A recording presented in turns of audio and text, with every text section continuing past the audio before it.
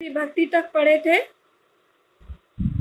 सबसे पहले कारक तुम लोग तो बता ही सकते हो कि क्या है। क्रिया का जिससे संबंध हो उसे कारक कहते हैं। और चतुर्थी विभक्ति किस कारक से संबंधित है? नाम बताओगे? किस कारक से संबंधित है चतुर्थी विभक्ति?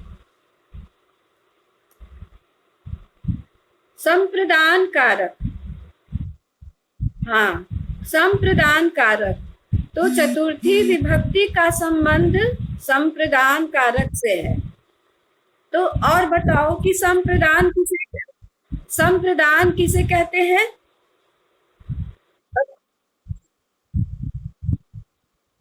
Very good. जिसके लिए कुछ किया जाए उसे संप्रदान कहते हैं।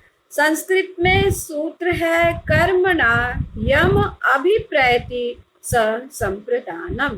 मतलब कर्म से किसी के लिए कुछ किया जाए उसे संप्रदान कहते हैं। और संप्रदान में चतुर्थी विभक्ति लगती है। समझ गए? जैसे माता पुत्राय भोजनम पचति, पिता पुत्राय पुस्तकम आनयति, लता रमाय पुष्पाणि आनयति। तो जिसके लिए कुछ किया जाए उसमें चतुर्थी विभक्ति लगती है। अब हम उसके उपपद विभक्ति पर ध्यान देंगे। चतुर्थी विभक्ति के उपपद विभक्ति पर हम गौर करेंगे, ध्यान देंगे। तो सबसे पहले क्या था उसका? नम योगे चतुर्थी, है ना? नम अव्यय के योग में चतुर्थी विभक्ति लगती है। इसका एक उदाहरण दोगे? हाँ,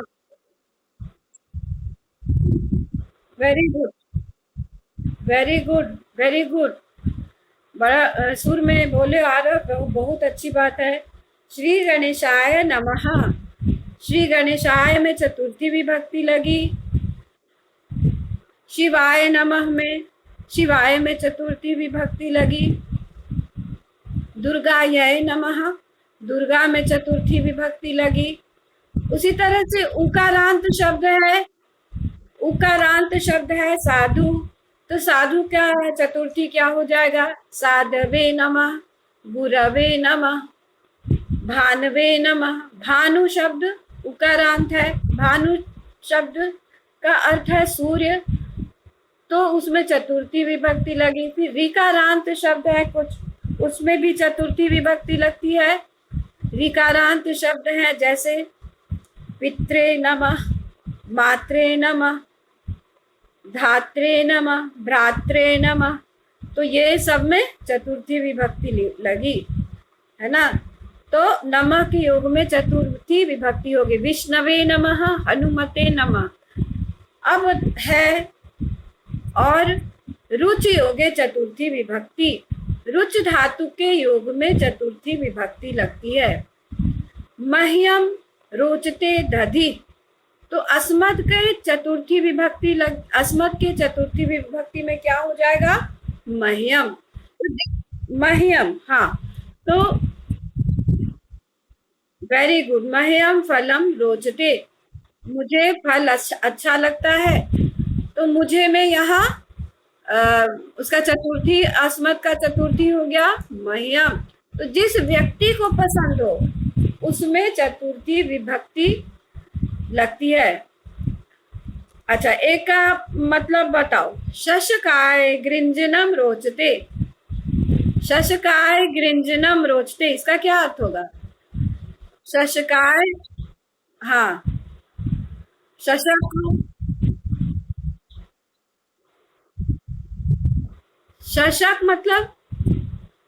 शशक मतलब खरगोश। तो खरगोश को क्या पसंद होता है? हाँ, तो गृंजनम किसे कहते हैं? गाजर को बोलते हैं ना। हाँ, तो शशकाय गृंजनम रोचते।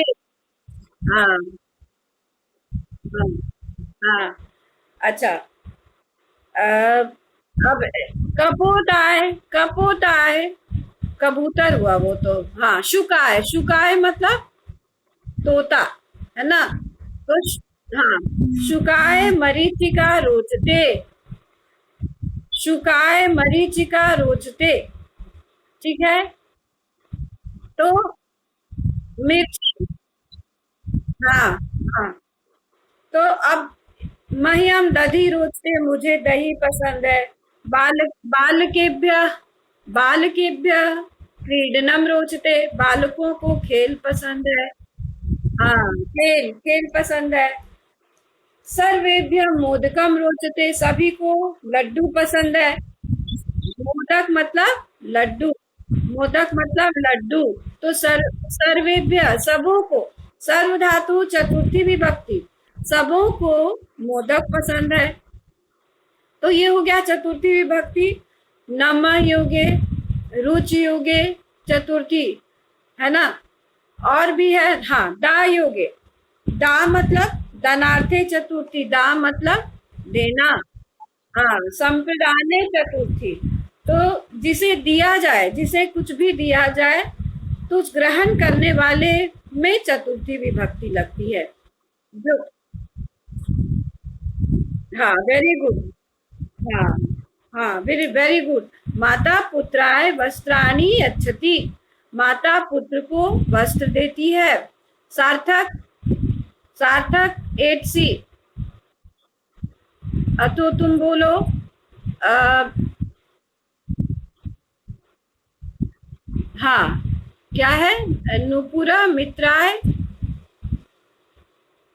क्या बोले? नुपुरा। हाँ, वेरी गुड, वेरी गुड। नुपुरा मित्राय हारम यच्छति। अब अब हम लोग देखते हैं ये चतुर्थी विभक्ति का भी तो समाप्त हो गया। उपपद विभक्ति जो मुख्य मुख्य है वो यहाँ भी समाप्त हो गया। ठीक है, नम योगे चतुर्थी। अच्छा, एक और है स्वस्ति, जो तुम्हारी किताब में दिया हुआ है। स्वस्ति का क्या अर्थ है? स्वस्ति कल्याण। हाँ, कल्याण। तो कल्याण अर्थ में स्वस्ति के योग में चतुर्थी विभक्ति लगती है। तो यह एक बहुत लंबा सूत्र है, उसमें यह शब्द आता है, नमः स्वस्ति स्वाहा स्वधा अलम वशट योगाच।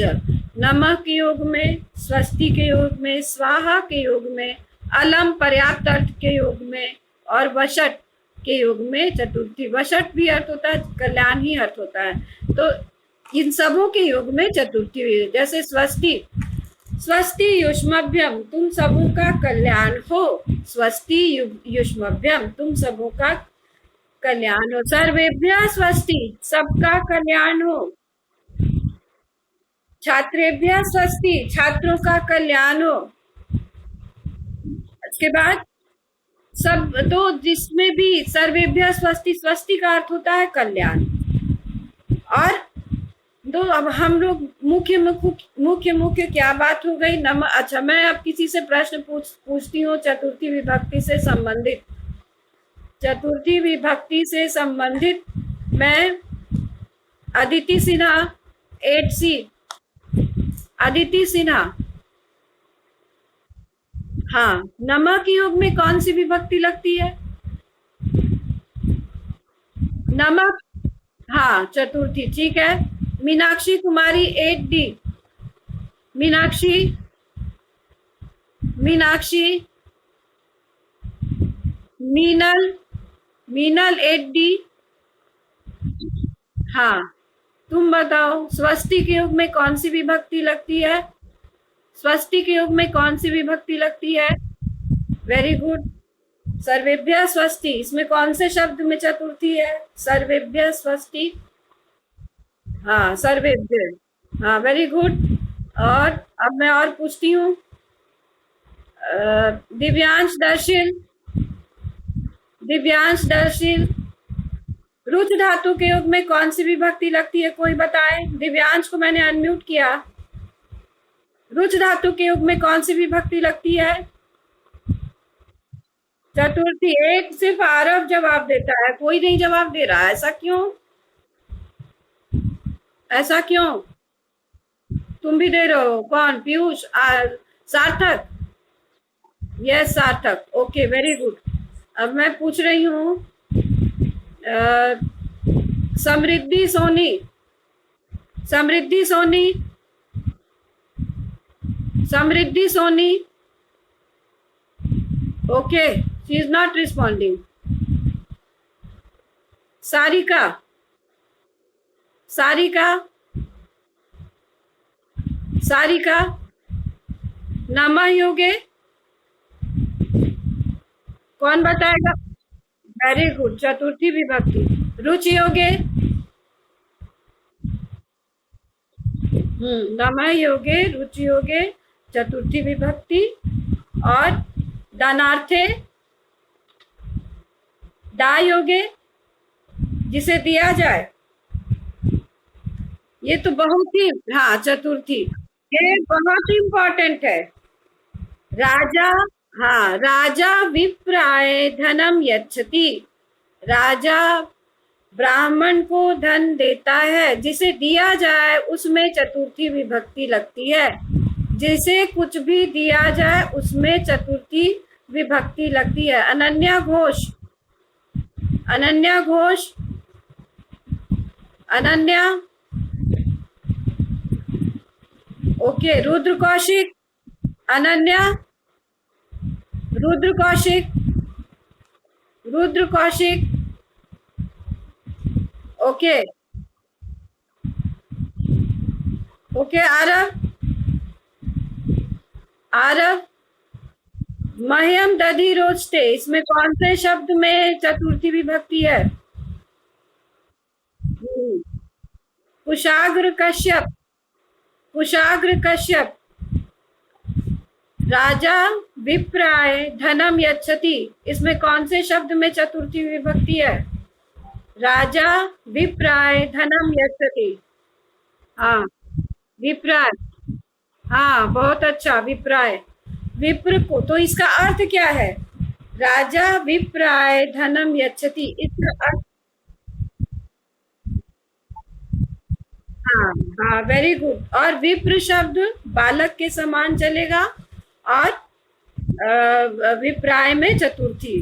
अब हम लोग पढ़ते हैं, तो चतुर्थी मैंने बहुत पढ़ा करवा दिया, और किताब में तुम लोग खुद से उसको सॉल्व कर लोगे, कोई दिक्कत नहीं. नियम सारा समझा दिया गया है, तो किताब के एक्सरसाइज को तुम लोग को खुद से सॉल्व करना चाहिए. इतनी बार मैंने नियम सारा बताया है. अच्छा, Piyush 8C, Piyush 8C 22408, role 44. तुम बताओ, दा, नमः, रुच के योग में कौन सी विभक्ति लगती है? दा, नमः, चतुर्थी. Okay, very good. अब हम पंचमी विभक्ति पर आते हैं. पंचमी विभक्ति कौन से कारक से संबंधित है, पहले ये बताओ. पंचमी विभक्ति अपादान कारक. बहुत अच्छा, बहुत अच्छा. अपादान कारक से संबंधित है पंचमी विभक्ति. अब ये बताओ कि अपादान क्या होता है. इसका एक सूत्र है.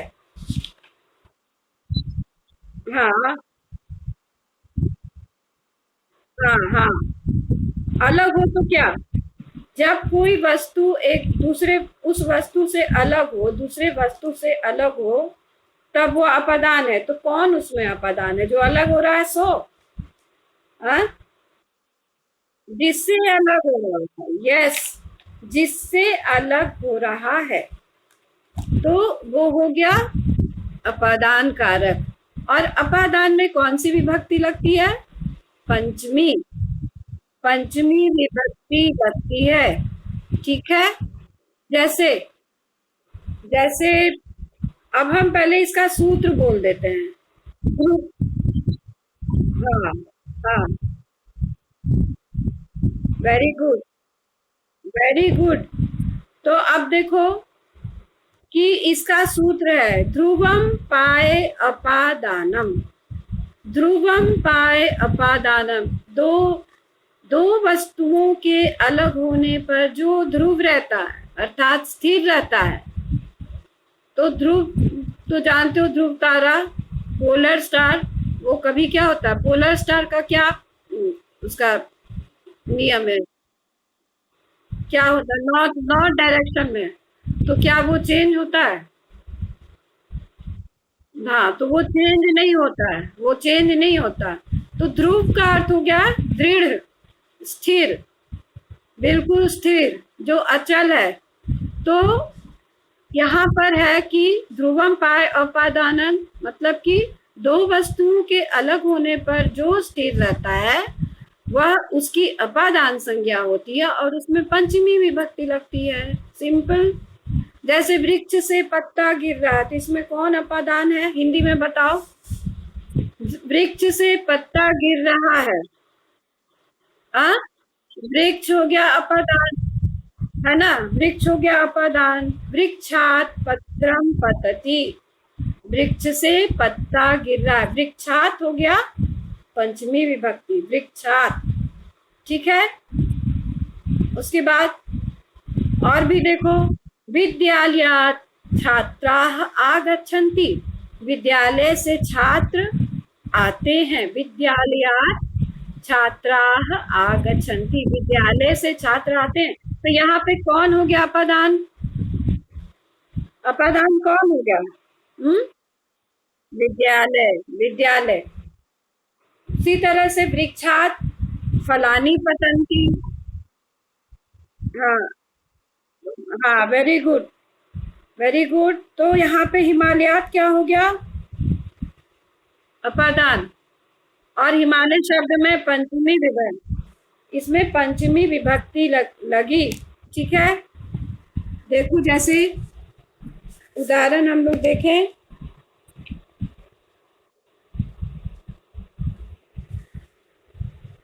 कूपात जलम निस्सरति, कुएं से जल निकलता है। कूपात जलम, तो ये कुआं जो है वो क्या है?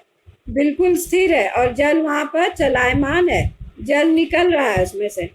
धराया जलम निस्सरति, जमीन के अंदर से क्या निकल रहा है? जल। तो धराया, धरा स्थिर है। हाँ, तो धरा में यहाँ पे कौन सी विभक्ति लग गई? आकारांत। आकारांत ये स्त्रीलिंग है, तो धरा शब्द किसके समान चलेगा? लता के समान। तो धराया में यहाँ पर पंचमी विभक्ति। उसी तरह से और भी कोई इसमें उदाहरण? हाँ, वृक्षेभ्य फलानी पतंती, वृक्षों से फल गिरते हैं। वृक्ष यहाँ स्थिर है और फल देखो गिर रहे हैं, चल मतलब चलायमान है, चल रहे हैं, माने स्थिर नहीं है। तो जो यहाँ पर स्थिर है उसमें पंचमी विभक्ति लग गई। वृक्ष में यहाँ वृक्ष शब्द स्थिर है, इसलिए ये वृक्ष शब्द में पंचमी लगी। लताभ्यः पत्राणि पतन्ति, लताओं से पत्र गिरते हैं। हाँ हाँ। अब हम लोग देखेंगे इसके उपपद विभक्ति, इसमें पता नहीं दिया है कि नहीं दिया है। हाँ, बही के युग में बहुत आसान है। बही हो गए पंचमी, बाहर जाना। जब किसी से बही अव्यय के युग में पंचमी विभक्ति लगती है।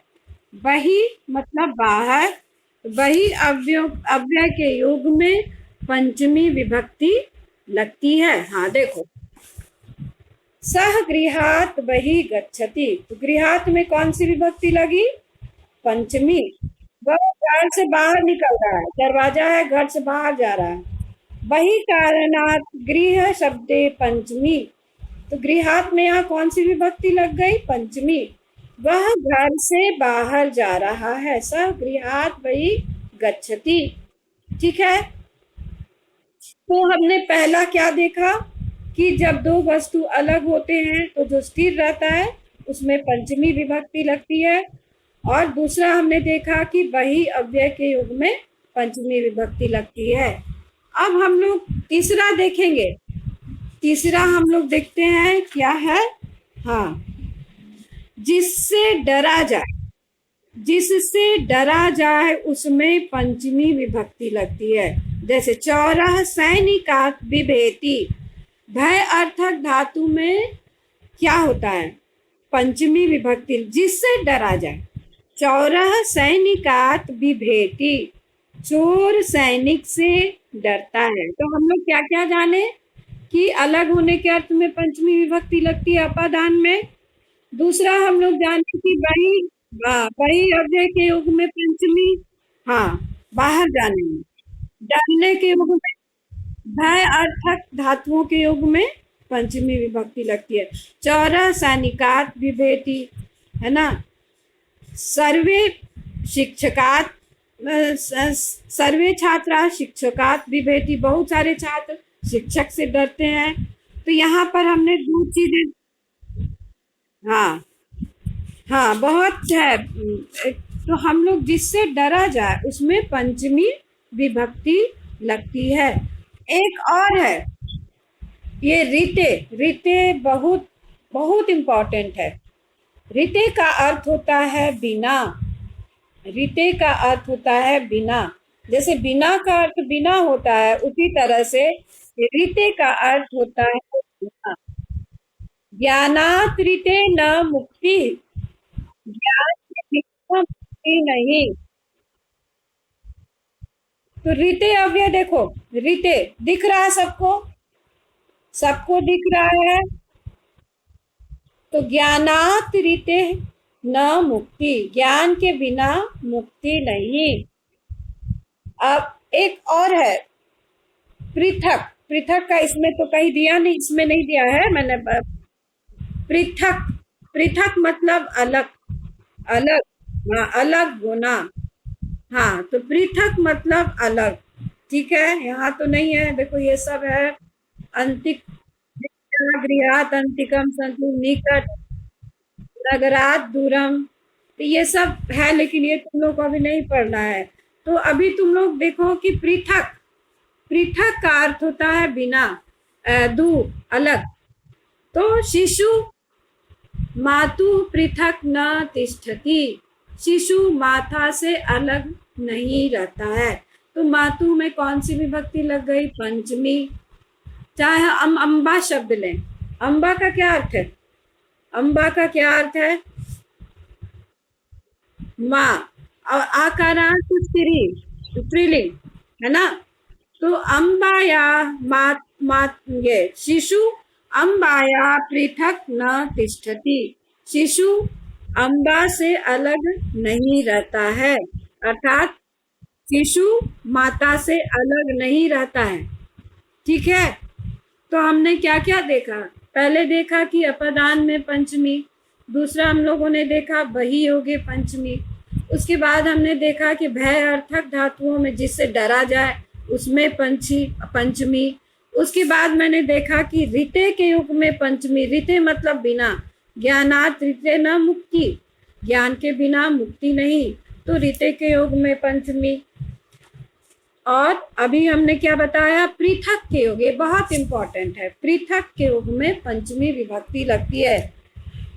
भक्ता कृष्णात् पृथक न तिष्ठति, इसका क्या अर्थ है? भक्ता कृष्णात् पृथक न तिष्ठति, बताओ। हाँ भक्त, हाँ भक्त कृष्ण बिना नहीं रह सकते हैं, भक्त कृष्ण के बिना नहीं रहते हैं, ठीक है।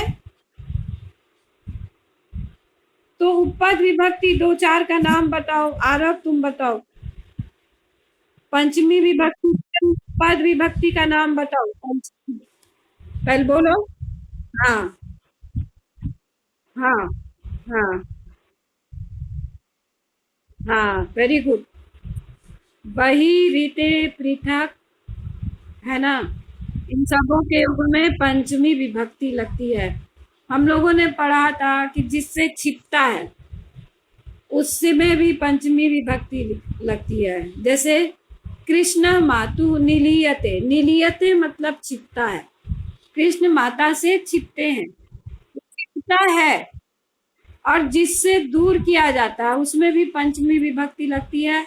जैसे हाँ हाँ, ऐसे वार्यति, वार्यति जो बोलते हैं ना, अलग करना।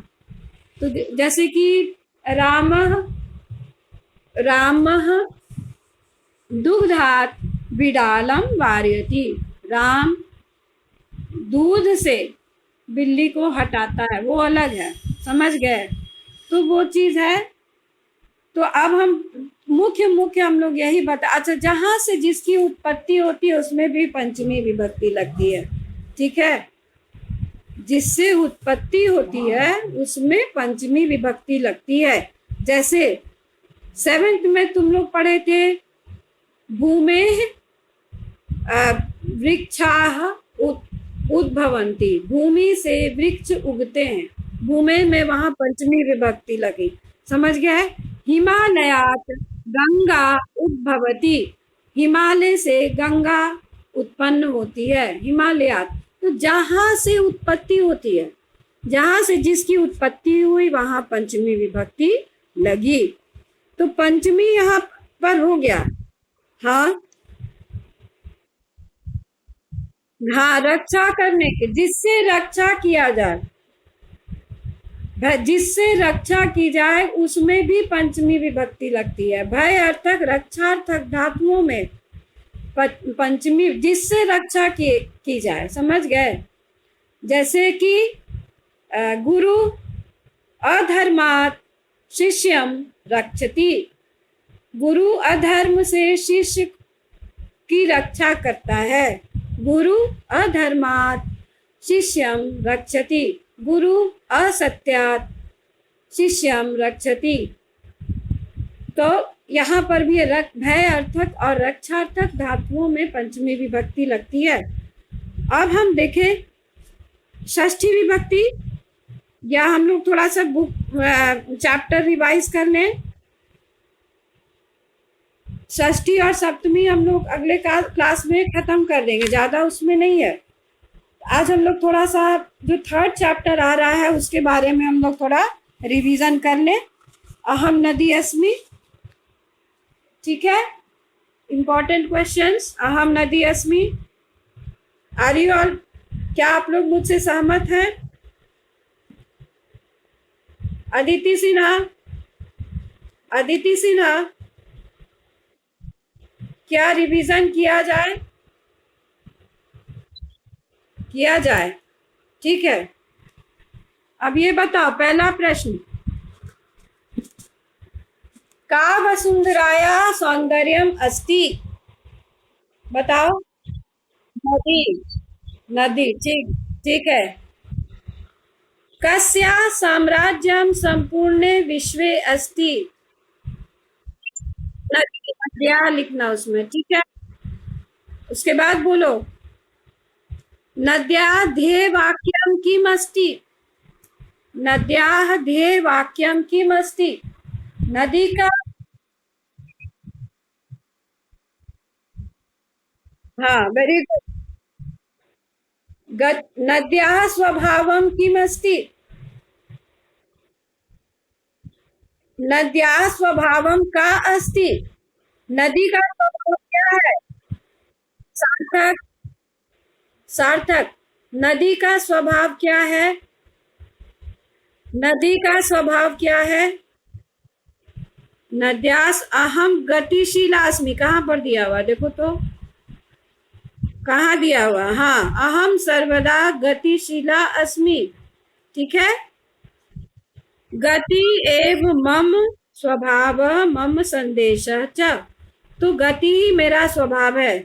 अच्छा, नद्या तटेषु केषां विकासः भवति? नदियों के तट, हाँ, महानगराणां विकासः भवति। नद्या तटेषु केषां विकासः भवति का अर्थ है कि नदियों के तट पर किनका विकास होता है। नद्या तटेषु केषां विकासः भवति? महानगराणां विकासः भवति। अब बताओ, पंजाब इति क्षेत्रे काः धारा मिलन्ति? पंजाब में कौन कौन सी धाराएं मिलती हैं? नदी का नाम बोलो, नदी का नाम बोलो। हाँ, हाँ, पंजाब में झेलम, चनाब, रावी, व्यास, सतलुज, ठीक है। ठीक है। अब ये बताओ, पेरियार इति नदी कुत्र अस्ति? पेरियार नदी कुत्र अस्ति? पेरियार नदी कुत्र अस्ति? केरल प्रदेशे, देखो, केरल प्रदेशे च पेरियार इति नाम्ना प्रसिद्धा। अच्छा, पूर्व उत्तर में कौन सी नदी में से प्रसिद्ध है? भारते मम अनेकानि रूपाणि सन्ति, ठीक है। उत्तरस्यां दिशि अहम सिंधु नाम्ना विख्याता, ठीक है। तो नदी के तट पर किसका विकास होता है? महानगरों का विकास होता है।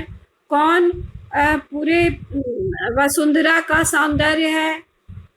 नदी हमारी वसुंधरा। वसुंधरा मतलब वसुधा, पृथ्वी। पृथ्वी पृथ्वी। पंजाब में कौन सी 5 धाराएं मिलती हैं? हाँ, झेलम, चनाब, रावी, व्यास, सतलुज। हाँ, ठीक है।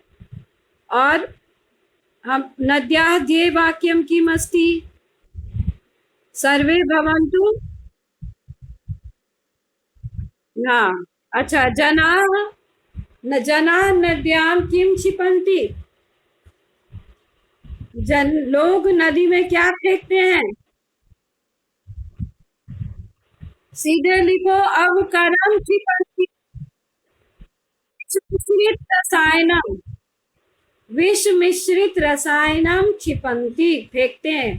क्षिपन्ति मतलब फेंकते हैं। विष मिश्रित रसायन फेंकते हैं। कहाँ? जल में फेंकते हैं। मेरे जल में फेंकते हैं, नदी के जल में फेंक देते हैं, ठीक है। अच्छा, अब ये बताओ कि विश्वे मम दीर्घतमम रूपम किम अस्ति? विश्व में मेरा दीर्घतम रूप क्या है? नाइल नदी, वेरी गुड। विश्वे मम विशालतमम रूपम किम अस्ति? अमेजन नदी, ठीक है। मेरे तटों पर क्या होते हैं?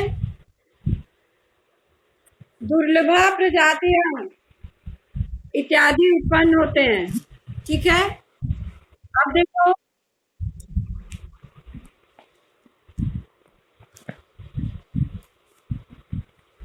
तो इस तरह से अहम नदी अस्मि का हम लोगों ने क्या किया? हम लोगों ने इसका रिवीजन किया, पुनरावृत्ति की है इसे। अच्छा, शब्दार्थ देखो, निःसृत्य मने निकल कर, विख्याता प्रसिद्ध, दीर्घतमम हाँ सबसे लंबा, सबसे बड़ा, परिपूर्णम युक्त, यंत्रालयानाम कारखानों का,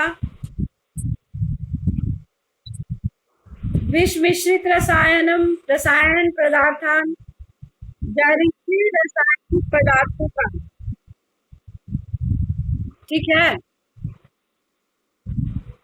ओके।